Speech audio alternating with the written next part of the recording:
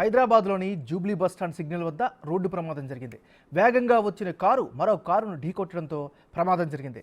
వేగంగా వస్తున్న car signal cross చేస్తుండగా మరో కారు బలంగా ఢీకొట్టడంతో ఈ ప్రమాదం జరిగింది.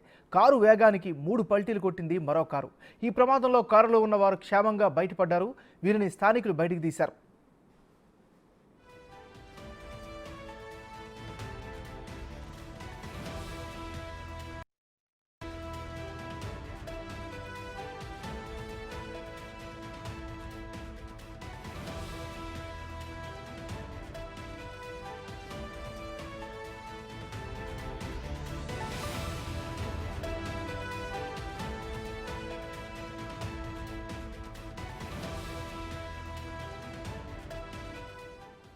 బులెటిన్లో మనం బ్రేకింగ్ న్యూస్ చూస్తున్నాం. హైదరాబాద్లోని జూబ్లీ బస్ స్టాండ్ సిగ్నల్ వద్ద రోడ్డు ప్రమాదం జరిగింది.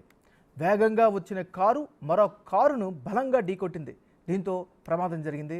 వేగంగా వస్తున్న కారు సిగ్నల్ క్రాస్ చేస్తుండగా మరో కారు బలంగా ఢీకొట్టడంతో ఈ ప్రమాదం జరిగింది.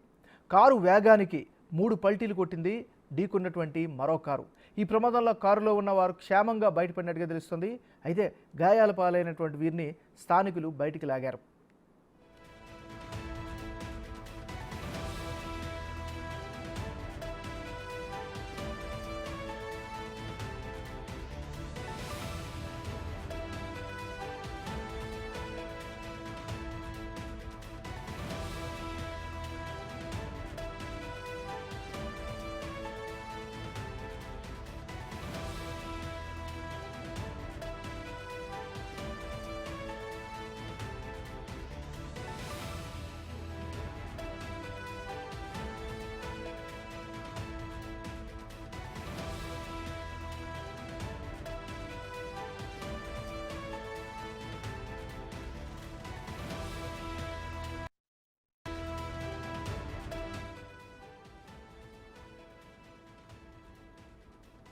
బులెటిన్లో మనం బ్రేకింగ్ న్యూస్ చూస్తున్నాం. హైదరాబాద్లో ఘోర రోడ్డు ప్రమాదం జరిగింది.